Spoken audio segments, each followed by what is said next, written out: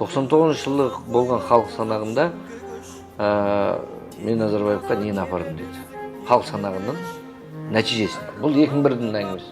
Ана кісі өзі аңқылдап жарықты сөйлей беретін еді ғой сондай. Қарапайым үлкен ғалым ғой. Соны ана кісі тұрды да атын несін айтқан жоқ. Пәлен миллионын сызып тастады деді. Қазақтардың санын ба? Иә. Сосын айттым, қалай аға ол неге сызып тастайды дедім. Мыналар нервничать етті деп айтты деп орыстарға айтты дейді. Солтүстік жақтағы адамдар. Енді сол тіпті 5-6 миллион деп айтайықшы шамамен. 5-6 миллион сызып тастағанның өзінде 5-6 миллион қазақ аспан ұшып кеткен жоқ. Олар да өмір сүріп жатыр, олар да балалы шағалы болып жатыр. Демек олар да өсті де осы жылдардың ішінде, 20 жыл өтті. Иә, әрине.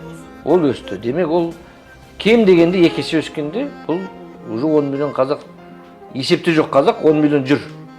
Сіз қараңыз енді, сен көп саяхаттайсың ғой мен сияқты. Билет болмайсың, не самолетқа, не пойызға, қай қалаларға барсың, толған торговый центр қазақтар, көшелерде көп, Аллаға шүкір қуанамын. Иә. Бұның бәрі деген сөз біздің қазіргі ресми санымыздан қазақ көп. Сонда қазіргі 20 миллион халықпыз, 70% қазақ, 14 миллион қазақпыз деген. Менің пайымдауымша ана ақпарат мен миымнан шықпайды да енді. Жаспыз ғой мен өге 21 жастағы балам, бірақ есімді қатты сақтап қойдым. Сонда біз шамамен қазір 30 миллион асып кеттік. Менің ойымша. Қазақстан халқының?